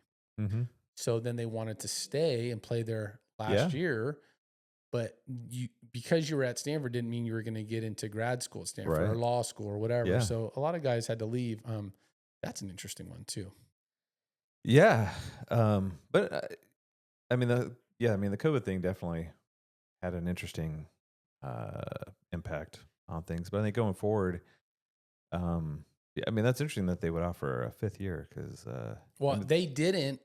But he was saying like, hey, and then when he got the pack, I'm like, why is this 5th year here? And I'm like, yeah, that's weird. And you and I didn't talk about L-Bell scholarship, and I like to leave things general just for shits and giggles, and because people's personal stuff is personal. But it was funny yesterday talking to, I don't know, probably 7 parents, because like, hey, our package says XYZ. Hey, our package says ABC. And then there's some EFGs there, right? Like it was kind of wild. Like nobody's package looks the same. Yeah, I don't know. Meaning like, oh, hey, my kid's on a full ride. Okay, hey, my kid's on a full ride. Oh, okay, cool. What does your package say? Well, this one just says the word full. Oh, this one has a number amount. Oh, my kid's on 80%. Oh, my kid's on 30%. Yeah. And then some people are like, well, my kid got books and tuition, so I'm on the hook for housing. Yeah. And I'm like, okay, like that was a kind of a normal one. Well, it just says books and tuition. And I'm like, well, how much is housing? Well, we don't know. And so then I'm just like, well, dang, man, that's kind of a tough, as us parents, we've been doing that. And then you sign up and here's the big day. You're supposed to be all happy. It's a lot of apprehension, for us, right? Like, wait, what am I signing? Yeah. It's not like a car. Right. Hey, you're signing up for this car. Here's your payment. It's $850 a month. Yeah. It's for 5 years. And then, it's just like this. Yeah. And then also, is it guaranteed for 4 years or is it just year to year? Because sometimes that happens too. So here's a great example. Both kids in our house, hey man, you're getting a 4-year contract or you're getting a 4-year offer. We want you here for 4 years, right? Mm-hmm. Then the contract comes like, oh, well, we can't really put in 4 years because NCAA guidelines say that we can have to renew it each year. Mm-hmm. So yeah, there's those 5-year box, but it's only the first year that's filled out. But we're going to keep you here as long as you perform and do stuff. And it's like, well, yeah, of course. Mm-hmm. You know what I'm saying? And then some people's, they did have all the numbers in all the years. And so then we're scratching our head like, wait a minute, I thought they couldn't do that. Mm-hmm. And I think just like with Game Changer, just like with baseball, softball, just like boy, girl, every school interprets a little different. Yeah. Whatever the rule is and stuff like that. So when you guys got your offer, did you remember anything interesting or different or like scratch your head or did you have questions? No, I mean, it was all, predetermined. So you felt like comfortable with what you got? Oh, it very, The verbiage. I mean, not like the specifics, but just like, yeah. I mean, it seemed fine. I mean, it's our first time. So what do we know? That's right. Yeah. I don't know. Yeah. It seemed, there's certain limitations in there. Yeah. I don't know. So I'm like, I don't know. Yeah. We have found like up until this point with Arkansas and with Coastal, they've never said something and not done it, so like we've been very fortunate, but I think we're in this world. It's 2025, like if it isn't in writing, you're like, is it even anything? So there is a part of trust. I think us parents, it's hard, like, ooh. For sure. No, I mean, there were things that I was certainly looking for in the contract to make sure that it wasn't like, a potentially temporary thing. Yeah. Because we feel like, we're making a big commitment here. And, yes. I don't know. I'm a big fan of stability and yeah. And having a plan. And if you have a plan, then it's nice to be able to execute that plan. And measurables, right? Yeah. Like, hey, we see you. And it was nice because we got, an email or a text and would say, hey, we see you here all 4 years. This is what we like, this and that. And for both kids, But it was interesting because then some parents, they didn't have that. And they're just like, man, the college sports world is so tumultuous. I don't know what the right word is. It can be, it feels like, you know, you hear these horror stories. Totally. You're just like, yeah, it's a little scary. Yeah. And I mean, some of the kids that we both know, you know, in this last couple weeks have gotten some really bad news. You know what I mean? I was telling you about one of the colleges here where they got a new coach, and then he's telling these girls, "Oh, you're fine, you're fine." And then kind of pulls the rug out from underneath them. And you're thinking, that's a pretty crummy thing to do. You know, that's, it only takes that to really appreciate the good relationship that your child has with their coach. And, you know, I don't like, well, I also think, you know, you need to go into it with your eyes wide open, and that this is how people make a living. yes, You know, and so the parameters under which we're working and dealing with are completely different, you know. And so, you know, and I really wanted to stress that to Elba. It's like, you know, how you perform is important because their jobs depend on it. yeah, Right? yeah, yeah. And, I mean, and what your, you know, your commitment to the program and what your expectations to be and how they view the world yeah, should very much be informed by this. that's a great way to put it, though. Like, our kids, I know we're like old people now, and we're like, oh, you know, these kids are soft, but like, they literally have been raised in an environment where, hey, if you get an F on this test, you can come back and take it, open book, Yeah. but all you're going to get is a C. But Yeah. at least you're going to pass. Yeah. We're like, I don't remember that being a case for us. No. Like, if you got an F, you better got study it. more. You better, like, you have to, your next A will equal 2 C's. Yeah. We didn't get to go back and do it. So I wonder if that will be a disadvantage for this generation, because, like, if you get a C in sports, you're probably not going to be on the team much, you know, because they want A's. Yeah. Meaning, you know, batting average, pitching, ERA. Yeah. No, I know. Yeah. Like, no, I know what you mean. like, C's aren't going to get it done here. Yeah. And yeah, man, you know, when you say it like that, I'm thinking, shoot. Yeah. I mean, it changes your perspective on it. It's not like, you know, just because you get there doesn't mean you get to stay there. Yeah, like, there's no built-in safety nets is what I'm trying to say. Yeah. Yeah. Which exactly. is the real world, right? It is. It is. And then I think it also, it's an important thing for, I think, student athletes to understand, because in a way it's like, if you're getting any sort of scholarship, where they're literally paying you to be there. Like, Right. And now you're obligated. Yeah. You're not going to school just because you want to be there anymore. Yeah, Like, you're right. you are obligated to be there to perform just like a job. Joey heard that in one of the meetings. The coach was kind of ripping into everybody about something, you know, and he's like, we're paying you guys a lot of money to be here, you know, and he was just like, whoa. Like, Yeah. I'm like, oh, dude, he's right. Yeah. I mean, they're like literally paying you guys to be there. Like, yeah. it's not even like metaphorically like, oh, you have class, you know, like you're getting money deposited into That's your, right. like, dude, you need to, and so, yeah. Yeah. Elbow doesn't like it when I mention that, Right. because of it kind of course. takes the fun out of it, you know, a little bit. Yeah. Yeah. Like, I'm just living myself. Yeah, you know? exactly. It's like, now you're going to work. Yeah. Dude, that's so true though. And it's because, you know, each job, and I think I've learned that, I for sure have learned that working for myself now. Yeah. Like, if you put out C effort, you get C back, Yeah. you know. Well, sometimes if you put out A effort, you still get C back. Sometimes you put out A effort, you still get C back. It doesn't work the opposite direction. No, Yeah, it you're so doesn't. right. Yes. Oh my gosh. And I think Matt Jones said it best. Like, hey, baseball's the only sport where you can make the perfect pitch, the perfect location, the guy can still hit a home run. Yeah. You know, and it just, Yeah. it's the way it works. And you think like, but that's probably what sports is all about with our kids. You know, it's like that strikeout, like I said, you know, you can't, you know, make, you know, we won't typically make our kids fail. We'll do a good job at letting them fail sometimes, but it's our job to pick up the pieces, you know? And so getting them out into the real world and essentially letting them fall from the nest, as an analogy, you know, we never let them hit the ground too hard, but like now that they're out, like the ground comes a lot quicker. Yeah. Well, it's interesting with Hudson, my son. I definitely think of things differently, like failure for him differently than I did for Elbow. And maybe it's because it's the male female thing. Maybe it's because I'm, you know, a dad, because I'm a girl dad to her, and I'm a boy dad, because I definitely have different expectations for him, and I am a little bit harder on him. I bet. Than I was with her. You know, it wasn't necessarily easy, but you know, I don't know. I guess I had probably a little softer, so I was trying to remind myself to try and maintain a little bit of softness with him too. So Yeah, because he's still your kid. yeah. But we do expect more. Like, hey, you know, like if Joey called me with a flat tire, I'd figure it out. If Savannah called a flat tire, oh, where you at? You know what I mean, or something like.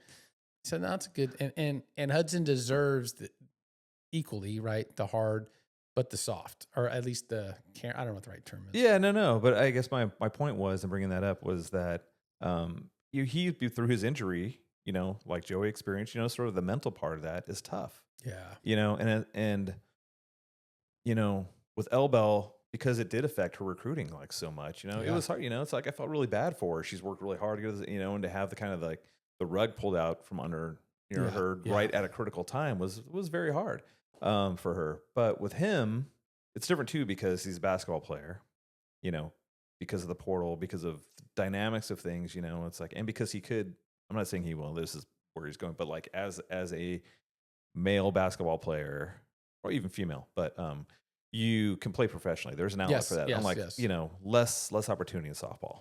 Yeah, you know? I mean, you know, you can go play in Europe and make a living playing basketball. You know what I mean? Yeah, exactly. And so it's been easier for me because I know that the sort of like the runway is a little bit longer. Yeah, that's a good point. You know, for him. Yep. And I look at this time as being like super developmental, and he's not going to go play for, you know, Florida basketball. Yeah. You know what I mean? Right. And so, but he does want to play in college, and so I want to support him in that. But my point is that it's easier for me to let him sort of struggle a little bit and kind of figure things out on his own. Yeah. But I actually think he's better off for it. Totally. You know, I mean, because you know, and he embraces it, which is great. You know, he's right there for it. But it's an interesting dynamic. I'll put it into perspective for people that maybe aren't listening or don't understand it. And you won't say it as their dad, but I'll say it because I can, from the outside looking in. Okay, Elbel going into sophomore year though, hitting 65. Is she 6 feet? Is she almost? Yeah, almost. So she's like tall, slender pitcher, throwing hard. Like she does have the ability at that point in time when you're looking at it. The world is her oyster. Totally. She could go to Florida and pitch. She could go to Cal. She could go to UCLA. She can go. She has these aspirations, and you're like, hey, you are currently at this metric, at this height, at this size, right? Mm-hmm. So the world is your oyster. And then to come down from that because of injury and all these other things, and reality slaps you in the face, and you're like, dang, it doesn't mean that you couldn't still go do it, but just you lived it, you know? And then with Carson, it's like Hudson. With Hudson, you are like, oh, hey, are you 6'8"? Do you jump out of the gym? You know, because that's the equivalent of like, hey, 65, right? Or whatever it is. Yeah. And then you're like, hey, okay, cool. Check it out. Your sister had this, and then she's killing life now, you know, and she ended up where she's supposed to end up. Yeah. And I think with Hudson, you can understand that he's going to end up where he should be. And you don't have to have your hands around the steering wheel. You know what I mean? I mean, even with Elbel, I took that approach. I'm like the anti-Gino. Okay. Yeah. Regard, you remember that? Like where he's counting all the things. He's got the spreadsheets, and he's calculating the probabilities, you know, of opportunity for rocks, trying to figure it all out. Yeah. Where I was like, I did none of that stuff. I was like, you know what? The game chooses you. Well, good for you, dude. Yeah. Just go out and be the best you. Yes. Right. And you know, fortunately, it worked out that way, right? Right. And she ended up at some place that is great for her. And so I try and, you know, with Hudson, the same thing. It's like, you know, sports is just that way. The game chooses you. Yeah. All you can do is go out and be the best you. And if the stars align, you know, and preparation meets opportunity, and you get lucky, that's really what we're trying to do, right? We're trying to get lucky. That's so true. You know, in that we're trying to just be prepared. So if that opportunity shows up, then we can take advantage of it. And it may or may not show up. Yeah. You like you said, you could do. God, that's a great way. But I think that's living it a little bit, right? You've lived it, and so you understand that. Like, I'm thinking in my head when I'm talking to him, like, you know, on the freeway, first time you go on the freeway, your hands are on the steering wheel, they're so tight, and you're holding on. You think you're holding your car in the lane, and then you realize as you get older, really the car's steering itself. You're there in case a bump comes along the way. And, but Yeah. you could almost drive on the freeway with Yeah. your knee, right? Yeah. But really it's just as I do sometimes. yeah, Yes. you just have to barely touch the wheel. And that's kind of the kid's sports life. In the beginning, we're clinging to it. Like we're going to make the difference. And Yeah. I gotta be there. They got to do Yeah. this and they got to foam, and it really, set in expectations, but set in more of the work ethic and understanding that for basketball, easily you hear these guys like, oh man, I was taking 100 free throws a day or taking 100 jump shots a day. They're doing like 500 or 1,000 now. Yeah, like taking so many. And then, unfortunately, dude, you pick the sport where there's only 5 dudes on the court. Right. You know what I mean? Yeah, like the big teams have 15. Yeah. Most have 10, whatever. So it's like, hey, you got to want it really hard. And, but I'm hoping he'll get some good success and going through the injury will help him, like we talked about earlier, just appreciate being there. Yeah. Oh, no question. I mean, and it really, I think there's a lot to be said for that. So, well, then that answers my other question. I was going to ask you when you were going through, I guess, because you were a little bit delayed because, Sammy's dad, Kale, he knew every pitcher. Gino, he knew every pitcher. But then Ayla's dad, July, he's like, I didn't know any of the pitchers. Now, one could argue he didn't matter, right? Like he didn't need to know anyone. He didn't need to know, right? Because he knew his kid was doing his thing. So you kind of were not worried. Or do you think you knew him? You just weren't keeping him in track? Like when you said, hey, Gino was doing it one way, you just went about it differently? Or did you know who they were? I just wasn't even paying attention. Yeah. I mean, there's so many. Plus your dad of 5. Great. Dude. Well, yeah, there's that too. But, there's just so many great athletes out there, it kind of goes back to what's your true opportunity? Like there's a school you like, there's a school that would be good for you culturally, environmentally. Mm-hmm. There's a school that has your major. Then there's, softball's the coach. It's like a 5-part. Yeah. Then there's the coach who's like, I like her. Yeah. But we have these people on our staff, currently. Like Santa Clara is a perfect example. I was thinking about sending Elbel to a camp down there. And so I just emailed pitching coach. And I was like, hey, they were really interested in one of our other pitchers. And the dad told me they were looking for a rise ball pitcher. And I was like, oh, well, that's not Elbel, right? Yeah. That's just not her thing. She's a down ball pitcher. And that's just who she is. So I emailed the coach. I said, hey, so I was thinking about bringing Elbel down to this camp, but I heard that you're looking for this type of pitcher or whatever. And the coach was, to their credit, which I really appreciated, said, yeah, Elbel's not really on our radar. She's not on our list of pitchers we're looking to recruit. Yeah. And I said, okay, great. Thank you. Yeah. We're not going to go down there then, Yeah. and as it turned out later, that's where she ended up. But, I know. But it's funny like that. Now, did they get new pitching coaches though? They did. From that time to this time? Yeah. I mean, that's the other one is like, never close a door, but then like never think the door is always open. You know what I mean? It's like how do you prepare for that? I think you hit the nail on the head though. It's like preparation for when you get an opportunity and then a little bit of luck. Savannah's story, same thing, was like everyone's like, oh, did you go out to Coastal? Did you go to a camp there or whatever? I'm like, no. Well, how did it happen? We're like, we don't know.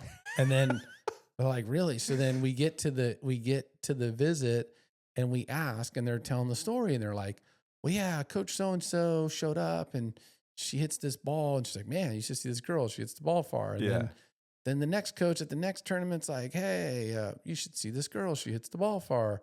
And then they're like, oh, well, come over here. They're about to play another game. And then in that game, she hits like 2 home runs. And we're like, oh my God, we got to get this girl or whatever. And so it's like, that's luck. Yeah. Not luck. Like my kid works really hard. Preparation. Really hard preparation.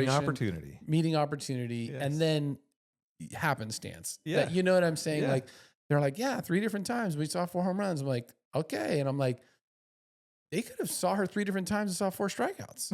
You know what I mean? Like, yes. You never know. Well, I mean, hitting's like that. So. Hitting's like that. And so back to earlier when I said, comparison is the robber of joy. Yeah. I'll never forget our first year, and I'll leave this dad out of it because he's my buddy, but he's always Mr. Negative or whatever. But it's like, oh, well, at one point, let's say Sav had more home runs than Sid had, right? And it was like, oh, okay. So it's like, oh, well, Oklahoma. Like, yeah, but dude, unless you see Sydney Barker practice every day, the way she carries herself every day, the way she's a leader, like there's so much more to this human, this woman, this player, she's a girl at the time, whatever. Yeah. Like, dude, you don't be looking at statistics. You know what I'm saying? Yeah. And then back to the Avery Siva versus Sid, right? Depends on what at bat you see. Yeah. One at bat you see, you're like, oh my gosh, is Avery Siva going to pitch at Oklahoma? Because she just did good, My point in all this, the difference between the girl going to Oklahoma and the pitcher going to Santa Clara is a lot closer than you think. Oh yeah. That's what I'm trying to say. Because I used to think like, oh man, you must be just way better, dude, if you're going here. And the truth is that you're probably better. There's no doubt about it. And I'm not minimizing or not trying to say one person's not as good as they should be. What I'm trying to say is like, there's a little bit of luck that goes into it. Then that luck, you have to put in the work and effort. And that's the part where like Sid Barker's just a crazy athlete, but like a crazy student of the game. You know what I mean? Yeah. She's always training. She's always hitting, right? Her dad, her mom, like everybody's supportive of that. Her grandma's supportive of that. Right. And then you see her go to college and then, she didn't get all that run in the beginning. Then all of a sudden she got some and then she just killed it. Wasn't that amazing? Yeah. And it's cool. That's You're amazing. Like, that's so fun to watch. Yeah. You're like, dude, that a girl. And then now she's playing, and my favorite thing about that was when they brought her in from right field for a slap defense. And like, oh my God, the right fielder played shortstop pretty good. And you're just laughing because you're like, bro, that chick's a legit shortstop, but he thinks she's a right fielder because that's where she's been playing or whatever. Yeah, and so, exactly. That's the part I would tell the 10 and 12-year-old parents. Like, hey, dude, it's really all the stuff you don't see that makes these kids, live and breathe it. And they just love it. And thinking of my kids, the difference in them, one is social and they like to go out and be with their friends and do stuff. And the other one just wants to be the best at what they're doing in craft. And I'll let people guess which one's which, but you know what I mean? It's like, there's a slight difference in them socially. Now they both perform great and they both get things done. And, but they share at least one thing. Yeah. Desire. Yeah. Oh yeah. Yeah. So Brooklyn Parator and Savannah Lorenzini were on Firecrackers and were coaching. And, I was trying to make this point to the girls. I think they were like 12, maybe 13 at the time. And they were our number 3 and our number 4 hitter. And depending on the day, one was just killing it. And I would argue Parator's been probably the best hitter of our area since she was 8. You know what I mean? Like she's just a hitter's hitter. Yeah. But on that team during that week, let's just say they're the 3 and the 4 hitter. Yep. And I remember saying to the girls, I'm like, hey, something about like, hey, we were comparing the two, but not really. I was trying to be, not put the kids against each other. But I said, hey, do you guys think, these girls are good hitters? Oh, yeah. Okay. I said, Brooklyn, how many buckets of softballs do you hit? She's like every day? And I'm like, yeah. She's like, oh, I think like 2 or 3. And I'm saying to Savannah, how many buckets do you hit? And she's like, maybe like at practice. You know what I'm saying? Like at the time, it was just funny, right? I was like, hey, they were both having a lot of success. Yeah. And they were going about it 2 totally different ways. Yeah. Now, it's funny. Like you can say, hey, if you do hit 3 buckets a day, you'll become Brooklyn Parator. But you could also maybe hit 3 buckets a day and then stop playing because you don't like it. I think B's got a real drive in her to want to be the best, and it's worked out pretty darn good for her. Heck you know, and I think it'll be fun to see her play in college. Oh, absolutely. Yeah. But so I just each person. It's like you can listen to all these stories, all these pitcher dads and hitters dads and catchers converted to pitchers. Like the real thing is, you said desire. Hey, does your kid want to do it? Because if they want to do it, you'll have a blast. You're just along for the ride, and sometimes just literally that, giving them the ride to the game, and then they don't say anything to you. You're like, come on, dude, let's talk, but they're thinking about whatever. So that'll be cool. And then if you get into baseball, is there a little league up by you guys? Yeah. Because El Dorado Hills has. I can't remember. Carson just did his first fall ball with kid pitch. Oh, really? Yeah. In second grade? Yes. We're in for a little spell here of I was gonna say that making an investment. That was the hard part, I think. Once you live, good pitching, and then you have to go back to T-ball or back to that part's hard. Oh, because the game from travel ball to like the game slows down. Yes. Yeah. Meaning because you have an 18-year-old and then a second grader, right? And so, you're like, oof, let's get to fifth grade or whatever, like. Yeah, well, it's interesting too because like when Elbel, when she first started playing travel ball at 10, those girls could play. Man, it's impressive what like 8 and 10-year-olds can do these days. Like, I mean, I couldn't play like those guys, at my age. For sure. They're crazy good. Yeah.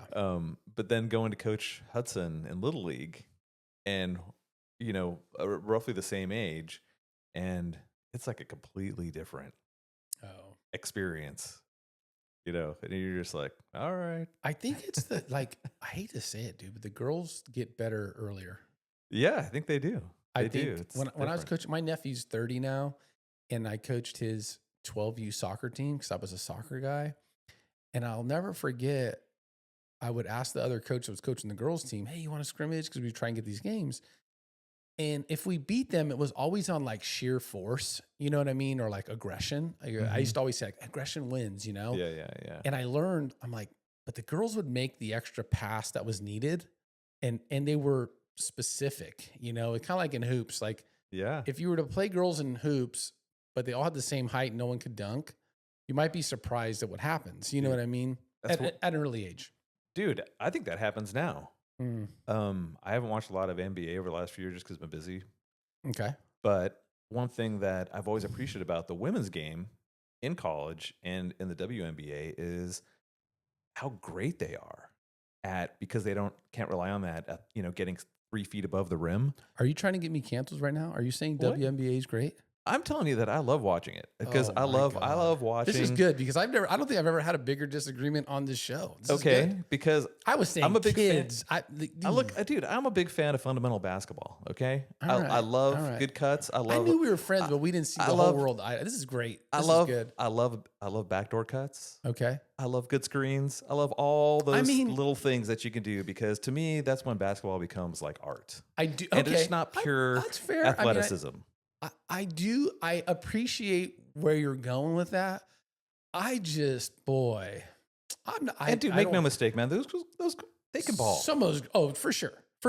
I'm not saying like I'm no arrogant male chauvinistic pig. Like I mean, I am probably, but not like in that regard. Like I could beat them. I'm not saying that. I'm just saying like sometimes you're just like oof. And I think with the whole climate of all the everything that's around it right now, it's hard to like digest it. But like, dude, I want those girls. I want everyone to get paid. You know what I mean? I want everyone to get paid. I want everyone to be happy. There are some out like, what's her name? Cunningham. So the Sophie Cunningham. Oh yeah. Mm-hmm. Dude, you kidding me? She's stud. She's gorgeous. She's fun to watch. She's fun to watch play. Like I was telling my sister because my sister got all mad at me because I said, man, she's got to be the funnest one to watch because she seems to be funny, you know, but at the same time, she's good.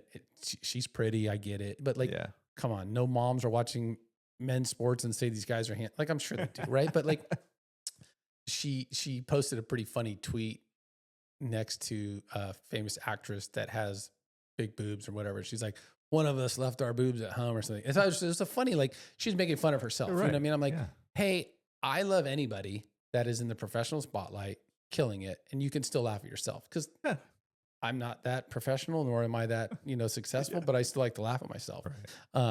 So, and Caitlin Clark's money, the whole, like I'm some of those now Iowa LSU games are awesome.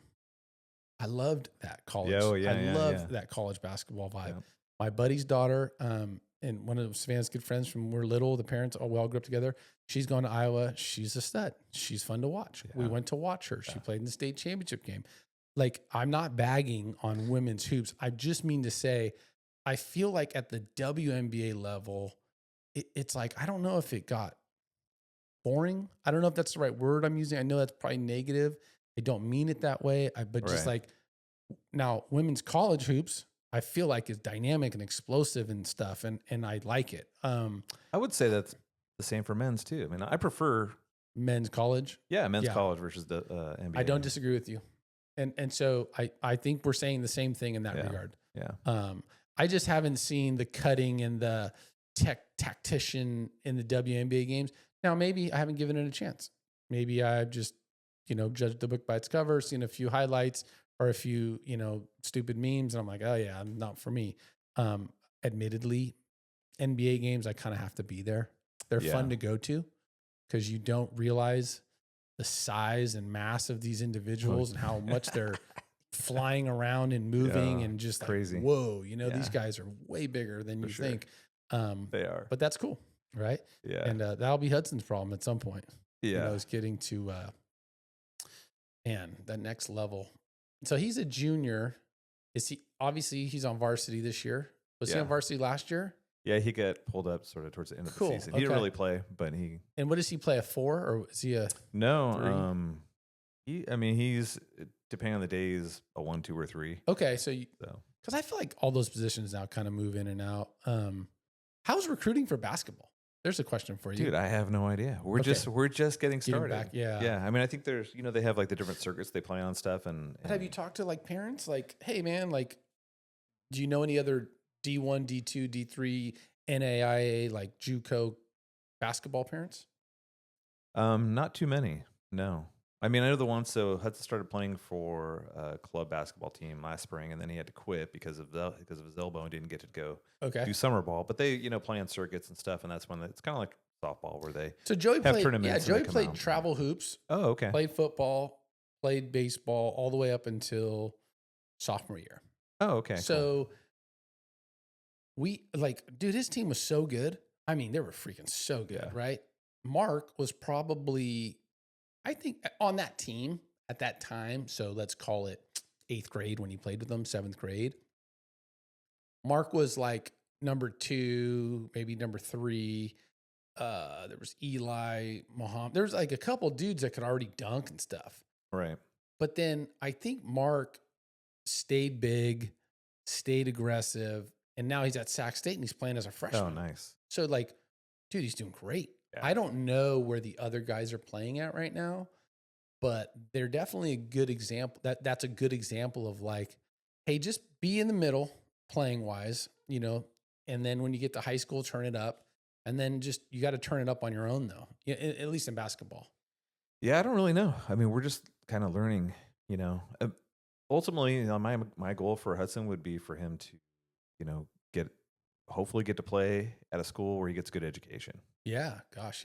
Yeah. And if he can do that, then that's a massive win. Yeah. And I think, the grades, is he get good grades? Is he good? Like, yeah. So, I just realized one of my buddy's kids, cause my friend came up yesterday. He's at Tufts. Cool. Playing football. Nice. But he was valedictorian. Wow. At his high school. I didn't realize, I'm like, when I hear valedictorian, I'm like, whoa. But then like Jay's daughter, the ones at Notre Dame, she was valedictorian. Awesome. So I'm like, the people that were valedictorians, like they didn't play any sports.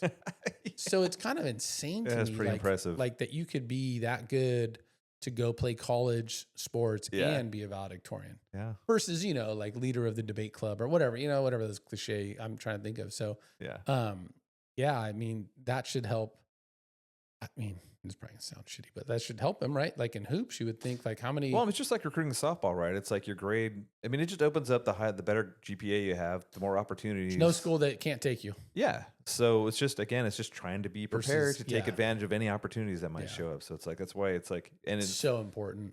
Hudson hates school. He does really good in it, but he hates it, and I'm like, but dude, you got to keep your grades up because it might be the thing that allows this opportunity. Yeah, it might be your separator from a school that and like it might get you. I mean, like Joey's finding that out. Like Angel was on him so much about grades, and he would say, "What does it matter?" Like the coach said, I could get in with less or whatever. Right. But now he's realizing that the extra just made life easier. Mm-hmm. Like, dude, you've already done this. Yeah. You already know this. Yeah. Instead of being at study hall or having to do this stuff. I mean, there are some things you have to do, course, but like there's some, you won't even know how much better you have it. Mm-hmm. So I think that's kind of cool. And so cool, man. And so Sadie, you're going to get her in the, you said select. What does that mean? Select softball. It's like not travel. It's like B softball. It's like seasonal. Yeah. Like B softball. It's like seasonal, like all-star kind of level. Nice. So not rec, but not travel. Okay. So they'll play maybe a Folsom team.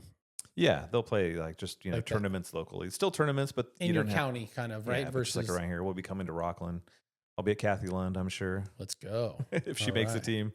Those would be. I would love to come to those games. I think that's my goal is to not be a weirdo creep guy, but like I like going now, like going to her games, right? Yeah, and just get to enjoy it, and because it's like, hey, like I joke with Angel now, where I'm just like, I want to be that grandpa with the snack shack money. You know, like it don't matter if you got a hit or not. Like, let's go hit the snack shack and let's just enjoy it. And so, I think when it's not your kid, I'll be able to do that. So, anything else? You got anything else you're thinking about? I have a new. So you know how one of the reasons that I've always been into Game Changer and doing that is because I really love the numbers and all that stuff. The analytics. Yeah. I'm not sure how many other dads that would actually like screenshot sequences of pitches and then load them into AI to analyze that stuff. But, that's the kind of thing that I do to entertain myself. Nice. So I actually, one of these things that I've been thinking about for a while, and you may be familiar with this from Joey. You're familiar with Perry Husband and his books on effective velocity and all that stuff. So I read. But tell me explain it for like briefly. So Perry Husband is a college hitting coach, and he wanted to figure out how to make hard contact, like for his hitters. Like, what do you have to do in order to get hard contact more consistently? And so he studied like several thousand, hitting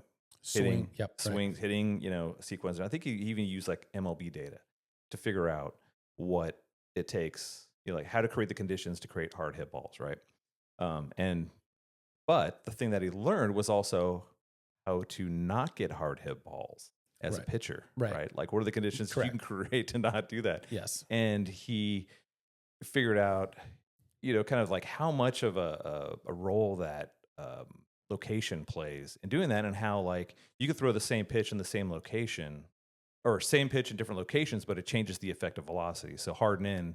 And you can create, especially when you start getting up in the 90s, you can create like an 8-mile differential between a fastball high and up in and low and away, right? Which is a massive timing difference for a hitter. Yeah. So basically, his whole approach was to look at these sequences and then tunnel them, right, and create this little effective velocity pitching strategy in order to disrupt hitters' timing, right, consistently, right? And you do it based on what is in the pitcher's arsenal, what they got and everything, and so. I took like an online course several years ago just because I was interested for L-Bell, right? Trying to figure out, like, I was calling pitches at the time and I was like, I just trying to learn more, and bought his books, which I think they're called Hitting is a Guess or something like that. Anyway, bought a series of books and read them and everything, and then long story short is I've been thinking about this for like years, and over the last year I started getting really into AI and launched a new product. An AI-based product, and I wanted to test a thing over the weekend, a couple weekends ago, and so I basically took this effective velocity, approach, and looked at Rapsodo data, in order to see if I could use AI to analyze the Rapsodo data in order to create an EV strategy for softball pitchers. And so I did that, got some sample Rapsodo data, and then... Did you get some L-Bells from Santa Clara? Do they have I'm still waiting for her to give that to me. I had to go find some sample data on the internet. Because Rapsodo is like, it's its own language, you know what I mean? Yes. And the stuff that you're trying to do was how Joey ended up at Arkansas, and the guy, his predecessor is the head coach at Georgia. And so their brain works like AI in what you're saying. And so what we could do, what I could do as the dad, the layman term is say, or me and Angel, ever since Joey's 8 years old, hey, if the umpire likes low pitches, he's going to absolutely do great. Mm-hmm. If he doesn't get the low pitch and it's considered a ball, got to come up. Yeah. When it's down, unhittable. Lights out, Lorenzini, that whole thing. So then we started to learn as he's gotten older, the metrics, it's a spin rate. Spin rate does a certain thing. Drops off and it goes down better than it goes up. In softball, we call it rise, drop ball, whatever. You know what I mean? So there's got to be a thing. So how did it come out for you? Well, it was interesting because part of it was I wanted to just see if you took say 100 pitches that were logged by Rapsodo with, spin direction, spin axis, spin rate, all those things. And then and then you tag them by what pitch type they are, right? So what they are. And we can infer this to a certain extent from the Rapsodo data, right? Up and away is this, and down and... But currently, a lot of these like high D1 programs, and I think like some of like the major league programs and stuff, they have data in kind of all these different places, right? And they have to kind of do the analysis on their own, pulling in these different places and use like R and these different programming languages in order to figure it out, right? So what I was trying to do is just kind of an experiment or a hypothesis to see if I could use AI in order to do that analysis and then create an effective velocity strategy that also took tunneling into consideration, right? When you say tunneling, are you talking about how a ball comes out of the same pocket but then does something different? Or are you talking about something different? I'm talking about that, but not necessarily at the release point. But because it's a little bit different in baseball, right? So baseball release point is if I understand correctly, use different arm slots to do different things, right? You can, okay. But typically different pitch grip will do a different thing. Sure. Yeah. Where like in softball, the arm slot in baseball is maybe similar to like the hip location in softball, where they have to get around the pitch or get over the pitch. I don't know. Yeah, I don't really know either, but I know with the softball at least, one of the key things for for keeping it creating deception is to have that consistent release point, right? So coming out of the hand, you can't tell is a hitter. So when we're talking about tunneling, we're not necessarily talking about the release point. We're talking about the pitch getting 2/3 of the way to the batter. Okay, yeah, exactly. And then doing something different. They do the same thing in baseball. Yeah. So that's the tunneling is like, hey, your fastball, changeup, curveball, slider, whatever, looks the same for 10 feet, 15 feet, 20 feet before it moves. Because the sooner that it changes, the sooner the hitter sees it, and the more time it gives the hitter to respond to it. Yeah, exactly. The later that the pitch moves is closer to the hitter, is less time for them to respond. They're more guessing. That was the explanation we got. Yeah, exactly. So, but here's an interesting thing about effective velocity is you can throw different pitches that are different velocities, but based on their location, they do what Perry Husband called, they create a crossover. Okay. Right? Where they're effectively the same pitch, even though they're not the same pitch, because the effective velocity is the same, even though their actual velocity is different. Right. That's why some guys can throw, like a lefty can throw 91 and it's like a righty throwing 95. It's different, but the effectiveness of it is the same because it comes from a different side. Your brain works differently. Right. But even from the same pitcher. No, yeah, I know. Right. So if you're, a righty throwing, a slider versus, I don't know. Yeah, a fastball. Something else. Right. They could be different velocities, right? Slider's going to be slower than a fastball. But if you throw them if you get crossover at a certain location, they're essentially going to be the same pitch. So even though you think you're upsetting timing, you're not. Yeah. Oh, right. Okay. Yeah. Yeah. So what this does is it looks for crossover pitches in the pitchers, in this Rapsodo data. Oh, wow. Okay. And then also maps out, where it's breaking, the amount of break and all these things in order to create, this on the fly pitching strategy. Because essentially you don't want to throw your 90 mile an hour fastball and then throw your 80 mile an hour slider if the crossover makes them the same. Exactly. Because if you back that up to each other, you really just effectively threw an 80 mile an hour fastball. And it's going to get crushed. Exactly right. Okay. Exactly right. Yeah, that's so cool. That's cool. Yeah. So and then what's cool about it is then the idea is that you can load different pictures in there, right? You can compare pictures, and then you can actually chat with the data to find out, to learn different things, right? And then use it as not as a development tool, right? And then down the road, effective velocity, you're not focused on outcomes, as much. But if you pair that with, other data that you get, I'm not familiar with it yet because, I'm new to this rodeo. No, but it's kind of fascinating. But like the 643 data that you get on like hitters and stuff that they have available for all your opponents in college, they have a lot of data against all the other teams. And they stuff have now, right? every single pitch is logged. I didn't realize that. Right, At least in D1 baseball, and so I'm sure in softball. Right. Like Coastal just got Yacker Tech, which is kind of like Rapsodo, but it's the new a different brand or whatever. It's like that new version. And at Arkansas, he's like, hey, when you face, because we're looking at the scouting sheets, like, right. Oh yeah, we have every single pitch that pitcher's ever thrown. Yeah. In his whole college career. Like, what the heck? Well, and the hitters too, the opposite side. And the opposite side of that. And so the idea is that you could take use AI to analyze all this pitch data and then apply it to a specific opponent in order to create 10% of the first pitch. Okay, so throw the first pitch for a strike, or whatever, like those kind of things. Yeah, I mean that's like the most like generic, the obvious ones, right? That you would do, but you have access to all this other data that you can then apply and go like, okay, well, now let's look at location. Let's look at all these different aspects, and breaking pitches. Another thing. So how do you, if you have a 3-pitch strategy for using effective velocity, how can you apply that, and what pitch do you start with? No, yeah, it's a pitch sequence, and then being able to, and the human error element's always there. Yep. Just because you call the fastball up and in doesn't mean the fastball is going to be up and in. Now, as you get better and better and better, for sure you do. But that's cool, dude. Yeah. Well, I'll be staying in touch with that one. That sounds kind of So if you if you know any softball pitching coaches, I'll probably expand it to baseball at some point. But right now I'm just hyper focused because I actually have access to that stuff. Yeah. But if you do know or hear of any softball pitchers that are interested in nerding out on Rapsodo data or effective velocity, I think it'll be cool. I think it's like with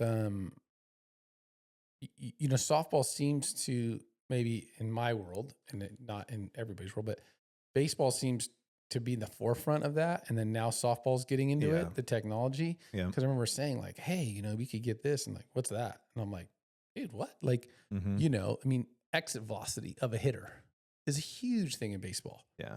I don't know if it's ever been asked of Savannah, like really sometimes, we know it because of the baseball world, and we go to the baseball place and we hit off the thing and then it tells us, you know what I mean? But like, you're talking about like pitch tracks or something? Yeah. I've just never heard, I've never heard a softball hitter be like, oh yeah, hey, I have a 80-mile-an-hour exit velo. You know what I mean? Like, we don't, what's good? Okay. Let me ask you this question. You've been in softball, right? What's a good exit velo?